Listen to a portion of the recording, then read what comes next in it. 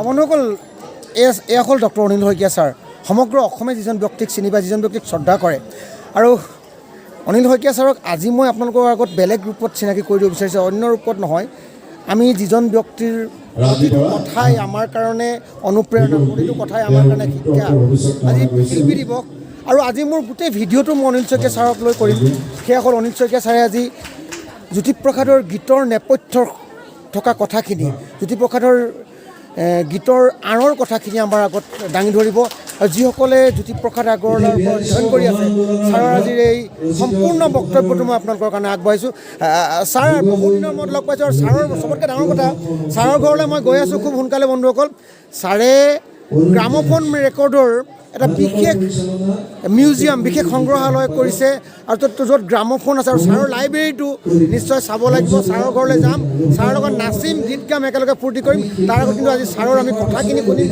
এটা খুব ভাল কথা এইখিনি আজি মই আপোনালোকৰ ছাৰৰ আগবঢ়াবলৈ বিচাৰিছোঁ ধন্যবাদ গৃহস্থ আমি আজি কোনো ইয়াত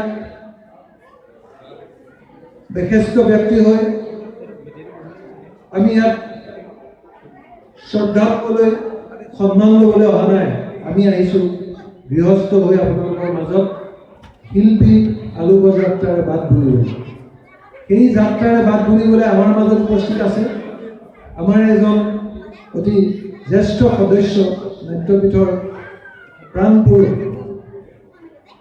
নাট্যপীঠৰ প্ৰতিষ্ঠা লগ্নৰ পৰা সুপুৰুষাৰ্থ কৰা লোকসংগীতৰ গৱেষক লোকসংগীতে নহয় এনেকুৱা কোনো সংগীত নাই যি সংগীতত ডক্টৰ অনিল শইকীয়াৰ দখল নাই সেইজন ডক্টৰ অনিল শইকীয়া যি নাট্যপীঠৰ প্ৰায়বিলাক নাটকতে সংগীত কৰিছে নাট্যপীঠৰ প্ৰকাশনৰ জৰিয়তে যি সংগীত আৰু নাটকৰ সংগীত নামৰ গ্ৰন্থ প্ৰকাশ হৈছে নাট্যপীঠৰ প্ৰতিখন নাটকৰ সংগীত ৰচনা গীতৰ সুৰ কৰিছে সেইজন আমাৰ আপোন মানুহ ডক্টৰ অনিল শইকীয়া আপোনালোকৰ মাজত আমাৰ যি চিন্তা সেই চিন্তাক অৱগত কৰিব সেই চিন্তা অৱগত কৰিবলৈ তেখেতক আমি এটা বিষয় বাছি দিছোঁ সেয়াই হৈছে সংগীতজ্ঞ জ্যোতিপ্ৰসাদ সেই সংগীতজ্ঞ জ্যোতিপ্ৰসাদ বিষয়ৰ বক্তৃতা প্ৰদান কৰিবলৈ আমি ডক্টৰ অনিল শইকীয়াক মঞ্চলৈ আমন্ত্ৰণ জনাইছোঁ সম্পাদকক মঞ্চলৈ আগুৱাই আনিবলৈ অনুৰোধ জনাইছোঁ মঞ্চলৈ আমন্ত্ৰণ জনাইছোঁ ডাক্তৰ সুকল্যাণ দাস ডাঙৰীয়াক ডক্টৰ অনিল শইকীয়াক সম্বৰ্ধনা জনাবলৈ ডক্টৰ অনিল শইকীয়াক মঞ্চলৈ আমন্ত্ৰণ জনাইছোঁ আৰু তেখেতক সন্মান কৰিব খুজিছে নহ'বনে আপোনাকে ডক্টৰ অনিল শইকীয়া ডাক্তৰ সুকল্যাণ দাস এই ফটোখন ভালকৈ ৰাখিবা দেই বাবা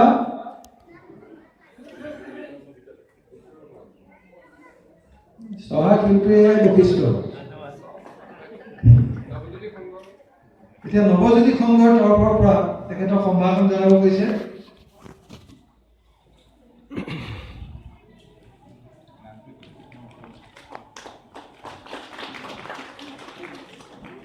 এতিয়া ডক্টৰ অনিল শইকীয়া ছাৰলৈ মই মাইক্ৰফোনটো আগবঢ়াই দিছোঁ ছাৰে কথা ক'লে আপোনালোকে সকলোৱে অতি নীৰৱে আৰু অতি আনন্দৰে বক্তৃতা শুনাই নহয় উপভোগ কৰিব সেইটো হ'ল তেখেতৰ বৈশিষ্ট্য গতিকে ডক্টৰ অনিল শইকীয়া ছাৰক মই সংগীতজ্ঞ জ্যোতিপ্ৰসাদ সম্পৰ্কে এই শিল্পীৰ আলোকযাত্ৰাৰ যি বক্তৃতা সেয়া প্ৰদান কৰিবলৈ অনুৰোধ জনাইছোঁ ডক্টৰ অনিল ধন্যবাদ প্ৰশান্ত শৰ্মা মই অনিল শইকীয়া ছাৰৰ বক্তব্য আৰম্ভ কৰাৰ আগতে এটা কথা ক'ম যে এই ভিডিঅ'টো অন্ততঃ জ্যোতিপ্ৰসাদ আগৰৱালাৰ গীতৰ সম্পৰ্কে জানিবলৈ হ'লে আপুনি শেষলৈকে স্কিপ নকৰাকৈ এইটো চাওক আৰু জ্যোতিপ্ৰসাদ আগৰৱালাৰ গীত আৰু গীতৰ আঁৰৰ কাহিনী এই গীতটোৰ পৰা এই যি ছাৰৰ বক্তব্যৰ পৰা জানিব পাৰিম আপোনালোকে তাৰ আগে আগে মোৰ চেনেলটো এবাৰ ছাবস্ক্ৰাইব কৰি ল'ব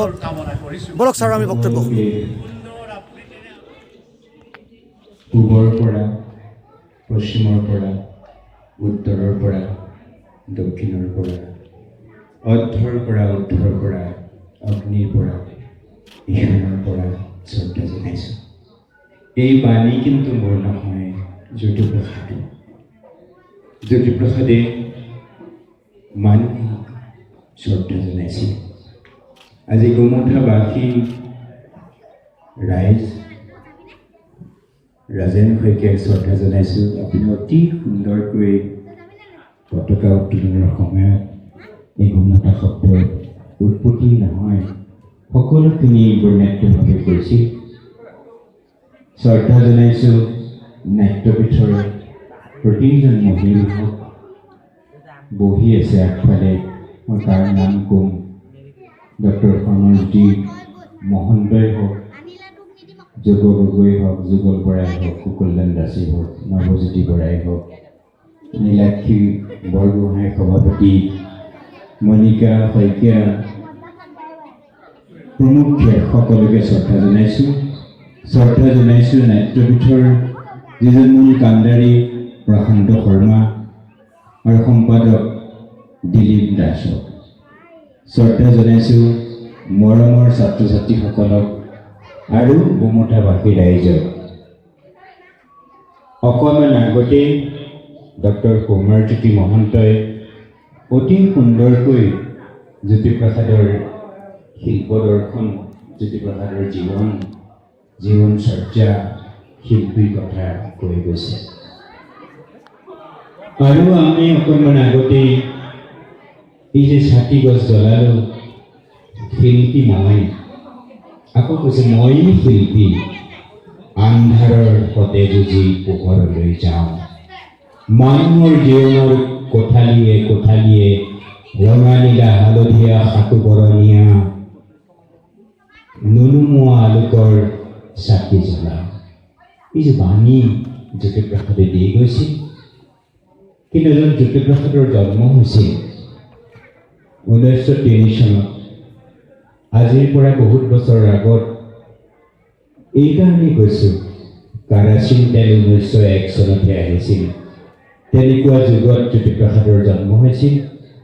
লেম্প খেতিৰ পোহৰত পঢ়িছিল, চাকি জ্বলাই পঢ়িছিল। আৰু সেইজন জ্যোতিপ্ৰসাদক অকণমান পূৰ্বপুৰুষক স্মৰণ কৰিব খুজিছোঁ। এইকাৰণেই যে সংগীতজ্ঞ জ্যোতিপ্ৰসাদৰ কথা ক'বলৈ অকণমান পূৰ্বপুৰুষ এই কোঁৱৰপুৰ অঞ্চলৰ এগৰাকী গাভৰুক বিয়া পাতিছিল হৰিবিলাস আগৰৱালাৰ তেওঁৰ পিতৃপুৰুষে। আৰু হৰিবিলাস আগৰৱালাই অসমত সিঁচৰিত হৈ থকা সাঁচিপাথৰ পুথিত লিখি থোৱা অ'ত এটুকুৰা আছে, ত'ত এটুকুৰা আছে, সেইখিনি গোটাই কীৰ্তন পুথিখন 50জন ভকতেৰে সম্পাদনা কৰাই প্ৰকাশ কৰিছিল। আৰু যিদিনা কীৰ্তনখন প্ৰকাশ হৈছিল, তেজপুৰ চহৰত কীৰ্তনখন মূৰত লৈ এক বৰ্ণাঢ্য শোভাযাত্ৰা হৈছিল। মানুহে চকুলো টুকিছিল। আৰু সেই কীৰ্তনৰ শব্দবোৰ জ্যোতিপ্ৰসাদৰ ঘৰত, দেৱালত, চোতালত, বৰঘৰত, মজিয়াত ঢাক গাইছিল। সেই জ্যোতিপ্ৰসাদে কীৰ্তনৰ শব্দবোৰ আহৰণ কৰিছিল। অপ্ৰমাদী পোহৰেৰে, অপ্ৰমাদী পোহৰেৰে, অপ্ৰমাদী পূৰ্বকবি অপ্ৰমাদী মাধৱ কন্দলীয়াদী। এই যে অপ্ৰমাদী শব্দটো গীতলৈ আহিল আৰু অনেক শব্দ। অকণমান আগত এটি গীতত যে কৈছে এহাতেৰে ললা পদুমৰে পাহি, যিজন জ্যোতিপ্ৰসাদে লিখিছিলে এহাতেৰে মই বগা পদুমেৰে পূজা কৰোঁ সুন্দৰৰ, আনটো হাতেৰে চলাই অস্ত্ৰ ৰোধ কৰি যাওঁ অন্যায় যত অবিচাৰ যত, এই পৃথিৱীলৈ অহা নতুন আলোক, নতুন পোহৰক ভেটা দিয়া বৰফৰৰ। যে এহাতেৰে মই, যে শংখ চক্ৰ গদা পদ্মধাৰী শ্ৰীকৃষ্ণ 24 বছৰ বয়সত বাইক চলাই দুৰ্দান্ত গতিত আগবঢ়া ডেকা ল'ৰা, আজিকালি তেতিয়াৰ 24 বছৰ বয়সৰ জ্যোতিপ্ৰসাদে শ্ৰীকৃষ্ণক নিজৰ বন্ধু বুলি কল্পনা কৰিলে। মোৰে জীৱনৰ সখা কৃষ্ণ। এবাৰ ভাবকচোন, ডেকা ল'ৰা এজনে এটা গীত লিখিছে, মোৰে জীৱনৰ সখা কৃষ্ণ। সেইখন ঘৰত কিমান কীৰ্তনৰ চৰ্চা হ'লে 14 বছৰৰ পৰা 17 বছৰ বয়সৰ এজন ল'ৰাই এখন নাটক লিখিছিল আৰু নাটকখনত কীৰ্তনৰ এটা অধ্যায় সন্নিৱিষ্ট কৰিছিল। আপোনালোকে ভাবক 14 বছৰৰ পৰা 17 বছৰৰ ল'ৰা এজনে এখন নাটক লিখিছিল, নাটকখনত কীৰ্তনৰ এটা অধ্যায় সন্নিৱিষ্ট কৰিছিল। ঘৰখনত কিমান কীৰ্তনৰ চৰ্চা হ'লে এজন শিশুৱে কীৰ্তনৰ অধ্যায় এটা নাটকত সন্নিৱিষ্ট কৰিব পাৰে। কোনটো অধ্যায়? হেন মহাদিব্য বন দেখিলন্ত ত্ৰিনয়ন দিব্য কন্যা আছে একতাত। কিন্তু ভকতে পঢ়ি আছিলে, অ হেন মহাদিব্য বন ও দেখিলন্ত ত্ৰিনয়ন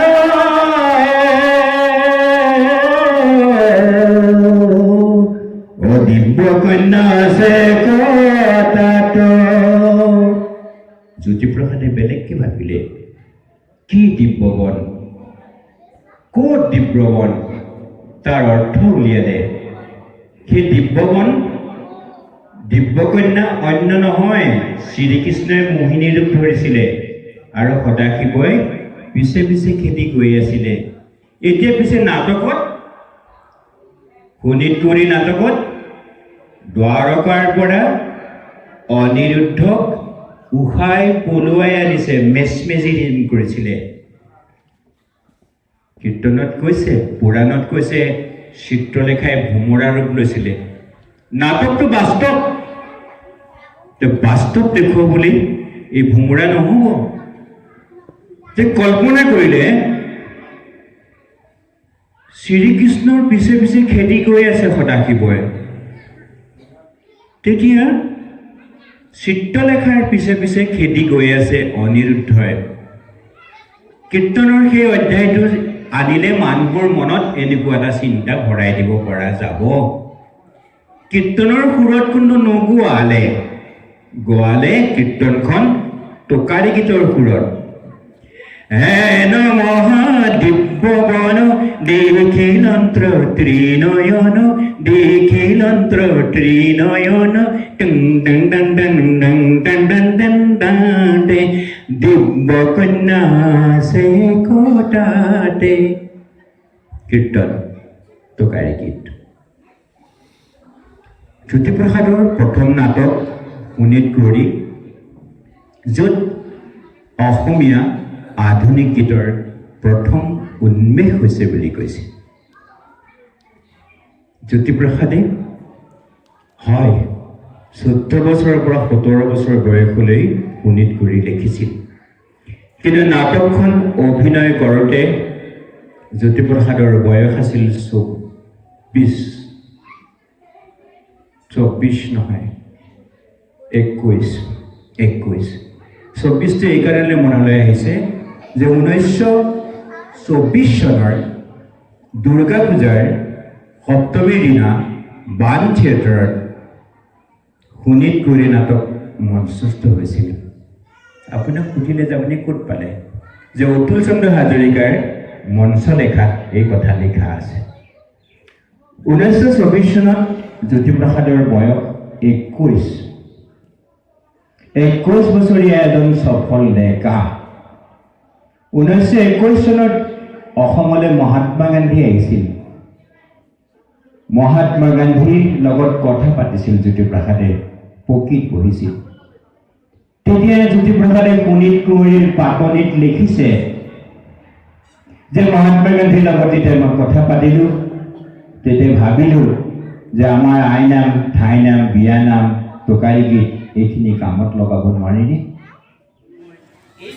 ডক্টৰ অনিল শইকীয়া ছাৰৰ এই বক্তব্য শুনিলে, ডক্টৰ অনিল শইকীয়া ছাৰ এজন ব্যক্তি নহয়, এতিয়া ডক্টৰ অনিল শইকীয়া হ'ল এটা অনুষ্ঠান। আৰু ডক্টৰ অনিল শইকীয়া ছাৰে জ্যোতিপ্ৰসাদ আগৰৱালাই নহয়, অসমৰ লোকসংগীতৰ ওপৰত যিখিনি অধ্যয়ন কৰিছে আৰু ইমান অধ্যয়ন পুষ্ট আৰু ইমান সুন্দৰ কলাসুলভ এক বক্তব্য আজি আমি উপভোগ কৰিবলৈ পালোঁ আৰু মই অনিল শইকীয়া ছাৰে মোক এই সুবিধাকণ দিয়াৰ কাৰণে ছাৰক মই ধন্যবাদ জ্ঞাপন কৰিছোঁ আৰু লগতে সকলোকে অনুৰোধ কৰিম যে মই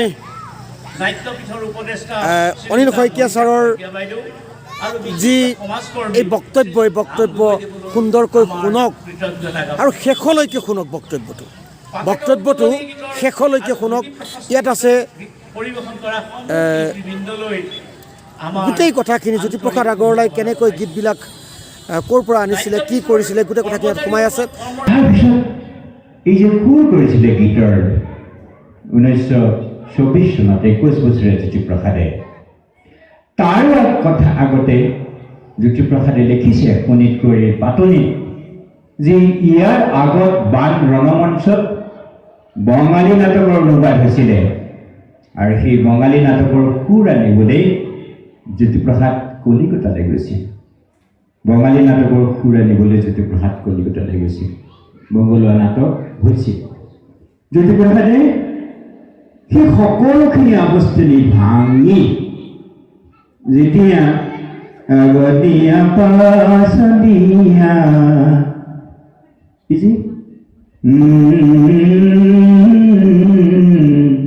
ৰাম ৰাম ফুলৰে শৰাই জয় জয় জয় জয় জয় জয় জয় জয় জয় এইটো ৱেষ্টাৰ্ণ অৰ্কেষ্ট্ৰেশ্যন জ্যোতিপ্ৰসাদে তেতিয়া পাশ্চাত্য শিকিছে ঘৰত অৰ্গেন আছে অৰ্গেনত পৰমানন্দই গীত বজাইছিলে দেউতাকে কি বজাইছিলে তুলসীৰ তলে তলে মৃগপূষৰে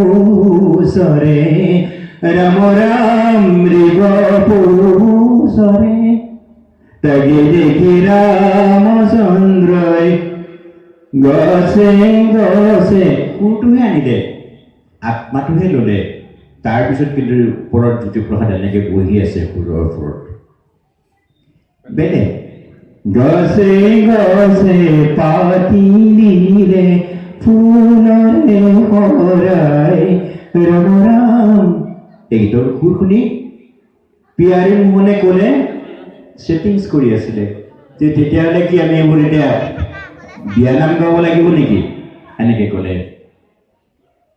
এনেকুৱা ক'লে জ্যোতিপ্ৰসাদে ক'লে তোমালোকে যদি এই সুৰ নোগোৱা তেতিয়া মোৰ নাটক কৰিবলৈ নিদিওঁ এটা ল'ৰাই এনেকুৱা জেদ কৰিব পাৰিছে কিয় তোৰ নাটক নিদিলে নিদিবি এনেকুৱা নহয় জ্যোতিপ্ৰসাদ আছিল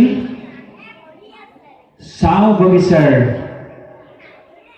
টি প্লেণ্টাৰৰ ল'ৰা ধনী মানুহৰ ল'ৰা ইচ্ছা কৰিলে তেওঁ জাৰ্মানত পঢ়িবলৈ গুচি যাব পাৰে লণ্ডনত পঢ়িবলৈ গুচি যাব পাৰে তেওঁলোকৰ পৰিয়ালৰ উপাৰ্জনেৰে এটা অংশই বান মঞ্চ স্থাপন হৈছিল সেইজন ল'ৰাই কৈ দিব পাৰে তেনেকৈ তেতিয়া প্ৰফুল্ল বৰুৱা আহিছিল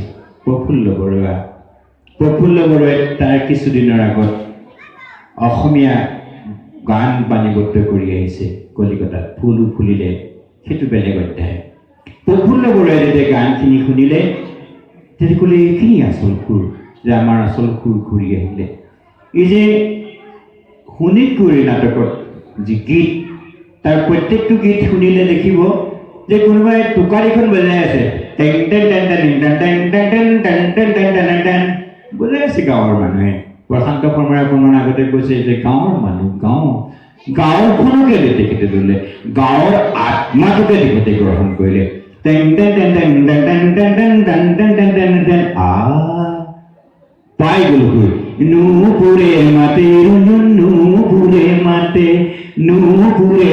ৰঞ্জন নুপুৰে মাতে সেইজন সংগীতজ্ঞ জ্যোতিপ্ৰসাদে আমাৰ টোকাৰী গীতৰ সুৰ আমাৰ আই নামৰ সুৰ আমাৰ বিয়া নামৰ সুৰ আয়তীসকলে গাই আছিলে আনিব লাগিব পুখুৰীৰ পানী এতিয়া আমি গাওঁ সেউজীয়া বুলি গান এটা নৰে লানি কৰি ৰুলে চাহৰে খাৰ বাৰী এই লানি কৰিলে চাহৰে খাৰী এইটো আনিব লাগিব পুখুৰীৰ পানী এতিয়া আমি গাই আছো গীত লুইতৰ পানী যাবিও বৈ অকণমান যদি ভালকে চাওঁ লুইতৰে পানী যাবিও বৈ লুইতৰে পানী যাবিও বৈ এই গীতটো নিচুকনি গীত এটা শুয়ে আছিলে আমাৰে মইনা শুব কিন্তু একদম প্ৰত্যক্ষভাৱে গ্ৰহণ কৰা নাই তাত জ্যোতিপ্ৰসাদৰ আত্মাটো সোমাই আছে এই যে আমি গাওঁ জয় আলোকময়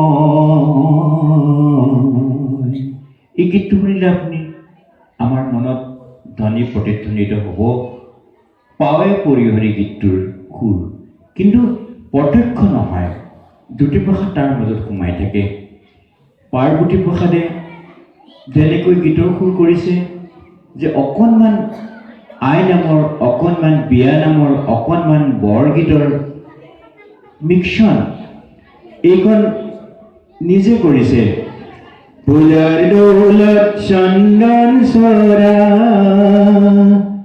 তাৰ পিছৰখন আনিলে বৰগীতৰ কোনটো বৰগীতত ঐচন মোহন বাল গোপাল কমল লোচন স্বামী এই যে কোনটো পূজাৰ দৌলত চন্দন চৰাই এইখন তাৰ পৰা আনিলে আকৌ অকণমান বিয়া নামৰ পৰা ল'লে আগত দিয়া পাছ দিয়া আই মাতৃৰ চৰণ সেবি তাৰপিছত সুৰটোত পঢ়ি দিছে হৃদয় কৰো জোৰ পাৰ্বতী প্ৰসাদ জ্যোতিপ্ৰসাদে তাৰ আগতে সেই কামটো কৰিছিলে বা সমসাময়িক কালত সেই কামটো কৰিছিলে সমসাময়িক কালত জ্যোতিপ্ৰসাদ আগৰৱালা পাৰ্বতী প্ৰসাদ বৰুৱা বিষ্ণুপ্ৰসাদ ৰাভা উমেশ চৌধুৰী এইসকলে কৰিছিলে আৰু জ্যোতিপ্ৰসাদৰ সংগীতজ্ঞ হিচাপে আটাইতকৈ যিটো মহত্বপূৰ্ণ কথা আটাইতকৈ যিটো মহত্বপূৰ্ণ দিশ সেইটো হৈছে তেখেত যে শিল্পী আছিল ড্ৰয়িং ৰুমত বহি শোৱা ঘৰত বহি একেবাৰে ধুনীয়া চাহাবৰ কাপোৰ পিন্ধি কলম এটা লৈ লিখি থকা মানুহজন জ্যোতিপ্ৰসাদ নাছিল তেওঁ লিখিছিলে ক'ত মানুহৰ মাজলৈ ওলাই আহি তেতিয়া ভাৰতৰ স্বাধীনতা আন্দোলনৰ যুগ ভাৰতৰ স্বাধীনতা আন্দোলনৰ যুগত জ্যোতিপ্ৰসাদ আছিল স্বেচ্ছাসেৱক বাহিনীৰ অধিনায়ক আৰু স্বেচ্ছাসেৱক বাহিনীৰ অধিনায়ক জ্যোতিপ্ৰসাদে কৰেংগে या মৰেংগে এই গান্ধীৰ বাণীৰ উদ্বুদ্ধ হৈ ওলাই আহিছিল আৰু তেজপুৰত এই যে হালোৱা সজোৱা মানুহবিলাকক যেতিয়া লৈ যাব লাগে আন্দোলন কৰিবলৈ লৈ যাব লাগে গমিনী ঘাটলৈ লৈ যাব লাগে তেতিয়া জ্যোতিপ্ৰসাদে গান শিকাইছে অমীয়া কুমাৰ দাসে কৈছে গান পৰা নাই জ্যোতিপ্ৰসাদে এৰা নাই কৈছে যে এইবোৰ ভাল পাই থকা মানুহ কোৰ মাৰি থকা মানুহ ক'ত গানৰ সুৰ পাৰিব জ্যোতিপ্ৰসাদে কৈছে পাৰিব লাগিব গানেই যদি গাব নোৱাৰে আন্দোলন কেনেকৈ কৰিব আমাৰ প্ৰশান্ত শৰ্মাই কৈ দিব যে নাটকে যদি কৰিব নোৱাৰে দেশ সেৱা কেনেকৈ কৰিবি তে গান গাব নোৱাৰিলে নহ'ব আৰু গান গোৱালে গোৱাই নহয় সুৰ শিকালে শিকোৱাই নহয় গান গাই গাই গাই গাই বুকু পাতি দিলে কোনে গহপুৰত প্ৰণৱ লতাই মৰিবলে ভয় নাই দিছো বুকু তেদৰে বলি কালি যামে বোলাই গান গাই গাই গৈ আছে কৈছে যে নাহিবা তোমালোক তেওঁলোকে গান গাই গাই গৈ আছে তই পঢ়িব লাগিব অগ্নিস্নান সাজু নজোৱাত জননীৰ সন্তান জাগা এই যে গান গাই গৈ আছে গান গাই গৈ থাকোঁতে গানৰ শকতিৰে গানৰ মাজত থকা স্বদেশ প্ৰেমৰ বাণীৰে শব্দ চয়নেৰে শক্তিশালী শব্দৰে মন্ত্ৰমুগ্ধ কৰি পৰা শব্দৰে একেবাৰে পাৱাৰফুল ৱৰ্ড সেই শক্তিশালী শব্দ এনেকুৱা তাৰ জংকাৰ যে গান গাই মানুহে গান শিকিলে শিকি গাঁৱে ভূঞে চহৰে অসমত ভাৰতবৰ্ষত যি স্বাধীনতা আন্দোলন হৈছিল সেই অসমত সেই আন্দোলন গীতেৰে হৈছিল আৰু সেই যে গীতখিনি ভলণ্টিয়াৰৰ গীতখিনি সেই ভলণ্টিয়াৰ গীতখিনি এনেধৰণে জনপ্ৰিয় হ'ল যে আজিও মানুহে গায়। আৰু যেতিয়া অসমত আন্দোলন হয়, আজি 83 চনৰ 80 চনৰ যি আন্দোলন বা এতিয়াৰ যি আন্দোলন, এই আন্দোলন হ'লে আমাৰ জ্যোতিপ্ৰসাদৰ গীতখিনি ঘূৰি আহে। এনেইতো আছিল, কিন্তু সেই ভলণ্টিয়াৰ গীতখিনিৰ কথা মই কৈছোঁ, সেই ভলণ্টিয়াৰ গীতখিনি ঘূৰি আহে। আৰু গানখিনি গাবৰ পাৰিবৰ বাবে কি সুৰ লৈছিলে, যে বৰগীতৰ সুৰ, শুন শুন ৰে সুৰ বৈৰী প্ৰমাণ নিকাচৰ নাশ নিদানা লুইতৰ পাৰৰে আমি ডেকালুৰা মৰিবলে ভয় নাই মুকুটি মেধৰ মহান মেজিৰ নেজাল বিৰিঙতি চাই। এই কৈছে কোনো কাপুৰুষ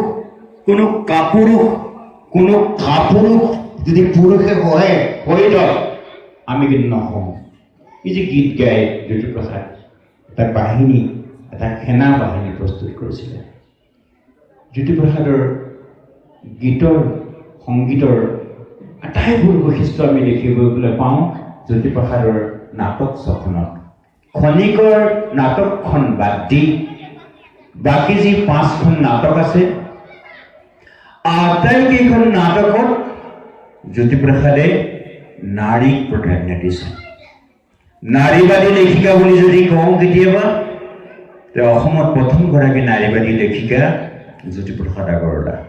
অসম প্ৰথমজন লেখক জ্যোতিপ্ৰসাদ আগৰৱালা। নাটককেইখন চাওক, চব নাৰীৰ নামেৰে। শোণিত কুমাৰী নাৰী, কালেঙৰ লিগি নাৰী, ৰূপালী নাৰী, লভিতা নাৰী, নিমাতী কন্যা নাৰী। খনিকৰখন মই বাদ দি গৈছোঁ। এই 5খন কন্যাত তাৰ নাৰীত্ববাদ, নাৰীৰ জীৱন,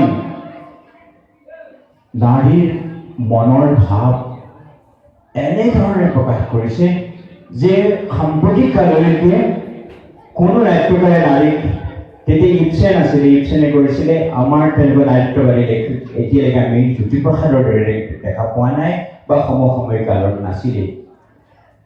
কাৰেঙৰ ডিগিৰি নাটকখন গুৱাহাটীত যেতিয়া হৈছিল, তাৰ কিছু সংলাপ আছিল যে নাৰীগৰাকীয়ে কৈছে যে নাৰীৰ মনটো এঠাইত থৈ নিজৰ শৰীৰটো আন ঠাইত থৈ দিব পাৰে। সেই নাটকৰ সংলাপ শুনি গুৱাহাটীৰ চামমানৰ নাটক নেচোৱাকৈ ঘূৰি আহিছিল। সেইজন জ্যোতিপ্ৰসাদে সেই নাটককেইখনৰ যিখিনি গীত, কাৰেঙৰ ডিগিৰি নাটকত যিখিনি গীত, মোৰে জীৱনৰ সখা কৃষ্ণ বা এই যে ছোৱালী জুনুক জুনুক মৰমীয়ামি বনৰ চৰাই বনে বনে ফুৰুৱনাই বনাই অনাই বনাই অনাই বনাই অনাই বনাই, যে ঘূৰি ঘূৰি আহি থাকে, ঘূৰি ঘূৰি আহি থাকে, ঘূৰি ঘূৰি আহি আগৰ জেগা পায়। তাকে বিষ্ণুপ্ৰসাদ ৰাভাই কৈছে যে আপোনাৰ গীতৰ সুৰখিনি এটা মালাৰ নিচিনা। এই মালাৰ দৰে সুৰটো গাঁঠি ধৰি থাকে, য'ৰলৈ যায় আকৌ ঘূৰি ঘূৰি আহি আগৰ জেগা পায়। আৰে নাপাব কিয়? যে আমাৰ লোকসংগীতৰ সুৰটো তেনেকুৱাই, আমাৰ নামৰ সুৰ তেনেকুৱাই। ত্ৰাহি দেৱ দামোদৰ জননন্দন দীনদয় আখিল স্বামী ত্ৰাহি। স্বামী বুলি কোৱাৰ পিছত ত্ৰাহিটো নিজে গুচি আহে। জ্যোতিপ্ৰসাদে সেই বুনিয়াদটো গ্ৰহণ কৰিছিলে। যিটো বুনিয়াদ জ্যোতিপ্ৰসাদে গ্ৰহণ কৰিছিলে, সেই বুনিয়াদত নিজে নিজে ফুলৰ মালাৰ দৰে সুৰবিলাক হৈ থাকে। এইখিনি লৈ জ্যোতিপ্ৰসাদে এখন ঐশ্বৰ্যশালী সংগীতৰ পৃথিৱী গঠন কৰিলে। পাছলে জ্যোতিপ্ৰসাদে এই যে থলুৱা গীত মাত ল'লে, সেয়া তেখেতৰ বুনিয়াদহে। তাৰ পাছলৈ তেখেতে গীতত ভাৰতীয় শাস্ত্ৰীয় সংগীত গ্ৰহণ কৰিছে, পাশ্চাত্য সংগীত গ্ৰহণ কৰিছে। এনেকুৱা হৈছে যে কোনো গীতত যিবোৰ rhythmic pattern, vertical rhythmic pattern আমাৰ ইয়ালৈ অহাই নাছিলে, আমাৰ ইয়াত চিধা চিধি যায়, ধাতিত তাদিনা ধাতিত তাদিনা, কিন্তু তাত ধিলি টানি ধিলি এনেকুৱা অহাই নাছিলে তেনেকুৱা ভাৰ্টিকেল ৰিদমিক পেটাৰ্ণ আনিলে জ্যোতিপ্ৰসাদে এইবোৰ পাছত আনিছে বিশ্ববিজয় ন জোৱান তাত যিটো ৰিদম সেইটো ভাৰ্টিকেল ৰিদম তেনেকুৱা ভাৰ্টিকেল ৰিদম জ্যোতিপ্ৰসাদে আনিছে আৰু পাছলে যিবোৰ গীত আনিছে মোৰ সপোনৰে কথা কোনে ক'লে তো ও সখী গানে গানে সেই পুনিতানৈ আপোন মনে এই সুৰ আনিছে পাছলে জ্যোতিপ্ৰসাদে এখন সুৰৰ সাম্ৰাজ্যৰ সৃষ্টি কৰিছে যি সুৰৰ সাম্ৰাজ্যত আমি পাশ্চাত্য সংগীতৰ জংকাৰ দেখা পাওঁ পাশ্চাত্য সংগীতৰ হাৰমনি দেখা পাওঁ আমাৰ সত্ৰীয়া সংগীতৰ সুৰ আমি শুনিবলৈ পাওঁ লোকসংগীতৰ সুৰ শুনিবলৈ পাওঁ ভাৰতীয় শাস্ত্ৰীয় সংগীতৰ সুৰ শুনিবলৈ পাওঁ জ্যোতিষ সংগীতত ভাৰতীয় শাস্ত্ৰীয় সংগীত লোকসংগীত পাশ্চাত্য সংগীত আৰু অসমৰ সত্ৰীয়া সংগীত বা শংকৰী সংগীতৰ এই চাৰিটা সুৰ বিদ্যমান হৈ আছে এই চাৰিটা সুৰৰ মাজেৰে জ্যোতিপ্ৰসাদে যিখন সুৰৰ সাম্ৰাজ্য সৃষ্টি কৰিলে আমাৰ বয়সস্থসকলক বাদেই দিছোঁ কণ কণ ল'ৰা ছোৱালীৰ মনতো সুৰৰ লহৰ উঠে মই এইখিনি কথাই আপোনালোকক কৈছোঁ জ্যোতিপ্ৰসাদ স্বদেশপ্ৰেমী আছিল অত্যন্ত দেশখনক ভাল পাইছিল মানুহক ভাল পাইছিল আৰু যিবোৰ কথা আমি আজি চিন্তা কৰোঁ তেওঁ বহু দিনৰ আগতেই চিন্তা কৰিছিলে প্ৰশান্ত শৰ্মাই কৈ আছে আমি আজি অসমীয়া জাতিটোৰ কথা ভাবিছোঁ জ্যোতিপ্ৰসাদে কি কৈছে তই অসমীয়া শৰাই ঘটীয়া তই যক নিবিচ্ছ যদি উঠ নৱসূৰ্য দেশ যায় যদি ঘৰ যায় গলি চোতালত তোৰ শত্ৰুৱে দিলে ভৰি এতিয়াও জানো তোৰ বুকুখন যোৱা নাই দেই ঘূৰি কৰ সোনকাল ফালি মোৰ জাল ওলা ওলা তই নুদুষি কপাল হীনতাতকৈ মৃত্যুৱে ভাল অসমীয়া হুঁচিয়াৰ শত্ৰু যদি উত্তৰ নিবাৰ হৈ যাব চৰকাৰ ৰাজনীতিবিদসকলক আগতেই বুজি পাইছিলে সুবিধাবাদীৰ দল তোৰ মিছা কৌশল ৰাইজৰ তই সেৱা চুৰি কৰি বঢ়াব খুজিছ বল তই জনা নাই তই যাক ভাব মূৰ্খ জনতা ৰুহ জনতা বুলি সেই জনতা আজি প্ৰবুদ্ধ হ'ল সেই জনতা আজি জ্ঞানী হ'ল জনতাই জানে মানুহে জানে শেষত কৈছোঁ যে জ্যোতিপ্ৰসাদ মানুহৰ লগত আছিল মানুহৰ লগত থাকি মানুহৰ জীৱনৰ কোঠালীয়ে কোঠালীয়ে প্ৰৱেশ কৰি জ্যোতিপ্ৰসাদে গীত ৰচনা কৰিছিলে আৰু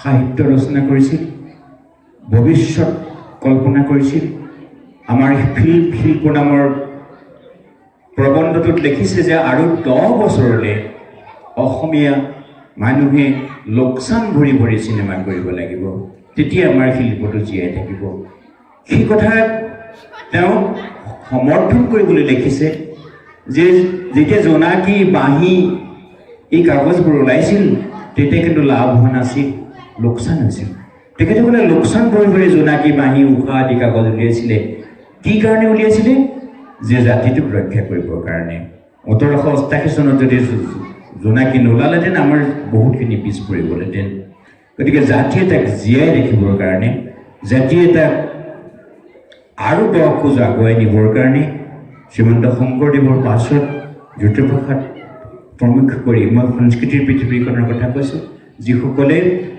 পুৰুষাৰ্থ কৰিলে জ্যোতিপ্ৰসাদ অন্যতম আৰু তেখেতলৈ শ্ৰদ্ধা জনাই নাট্যপীঠক আকৌ শ্ৰদ্ধা জনাই মই ইমানতে শেষ কৰিছোঁ প্ৰণাম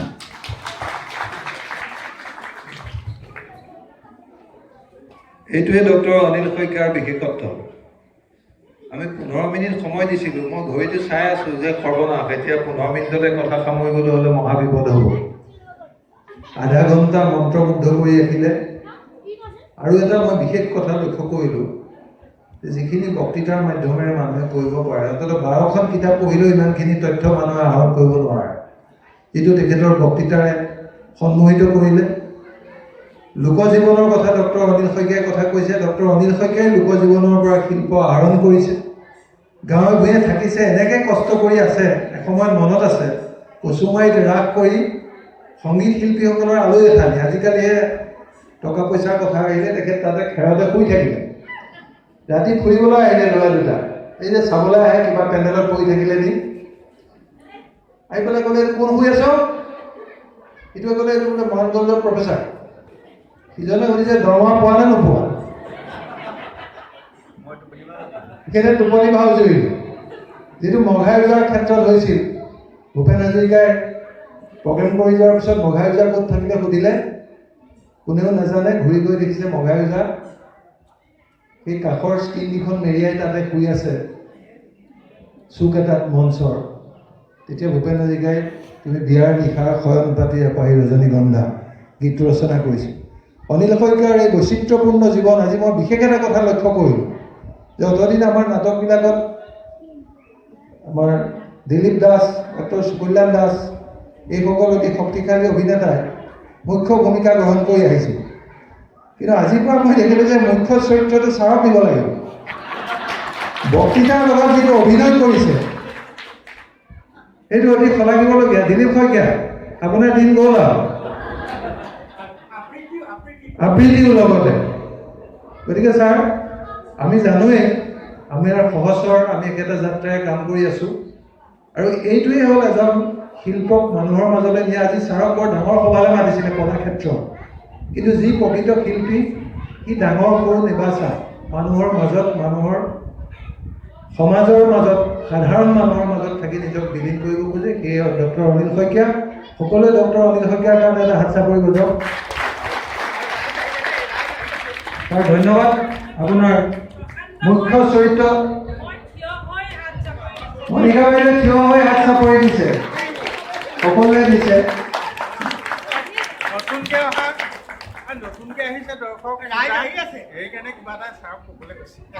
নতুনকৈ অহা দৰ্শকে কিন্তু এটা কথা, আপোনালোক যে দেৰিকৈ আহিছে, মই কিন্তু আপোনালোকৰ কথা ৰাখি ছাৰক ভাল বস্তু আৰু বেছিকৈ নিদিওঁ, আৰু 3 মিনিট মাত্ৰ, 3 মিনিট। মই আৰু কথা নকওঁ, মই অন্য এটা কথা ক'ব খুজিছোঁ। এই জাপিটো, আমাৰ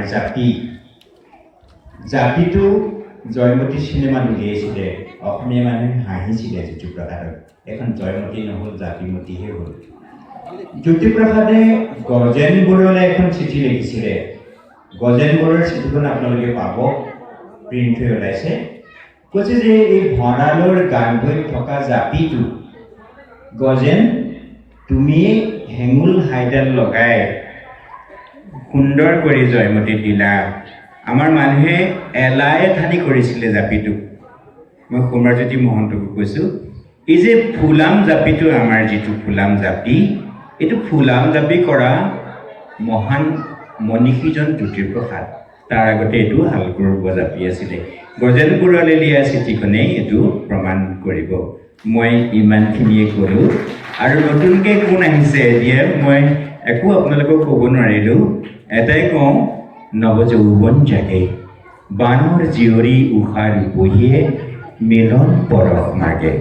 সেই কামনাই ৰূপ লৈ জলে সোণোৱালী সপোনত, হিয়াৰ গোপনত উদয়াচলৰ নবাৰুণ সম আহিলে অনিৰুদ্ধ, বসন্তত গমা পৃথিৱীৰ দলে, বিষ বলা উষা পৰশ উলম মুদ্ৰা। নতুন চুমাৰ প্ৰথম পৰশ, নজনা উন্মাদনা, পাই কি কুঁৱৰী অলিয়া বলিয়া, ব্যাকুল উন্মনা। ৰূপৰ ইনু কি অময়া জলক, পৰশৰ কিনো অগ্নিপুলক, অস্থিতো আনি মিলন বাসনা। জ্যোতিপ্ৰসাদৰ মিলন বাসনাটো হাড়ডাললৈকে আহিছে। অস্থিতো আনি মিলন বাসনা, দিলে শিহৰাই। কোৱা সখী কেনেকৈ থাকোঁ কি উপায়, চন্দ্ৰে লীলাইতা অভিনৱ ভংগা, বিজুলী অংগা চিত্ৰ লেখাই, হাঁহি মিচিকাই আঁকি দিলে যৌৱন বসন্ত। লেখনিৰ জিলিকিলি ময়ে ৰূপ অন্ত, কৃষ্ণৰ নাতি অনিৰুদ্ধ। দূৰণিত থাকে হৈ পৰাণৰ প্ৰিয়, হিয়লি জিয়লিকৈ কান্দে উশাৰ বুঢ়ীয়ে সখীৰ ডিঙিত ধৰি আনা বুলি জীৱনৰ জীয় চিত্ৰলেখাই সকেতিক নিচুকাই দুগালত দুটি চুমা খাই দূৰ নিলে যায় লঘুভাৰ অপ্ৰৰ লয়ে লাখে ভাঙি কুমাৰৰ সন্মুখত ওলালে হাঁহি বজালে জিম্ভুন বাঁহী কুমাৰৰ বিস্ময় সুৰতে তন্ময় ধন্যবাদ ছাৰ আমাৰ চিত্ৰ দুৰ্বল কৰি দিলে ছাৰ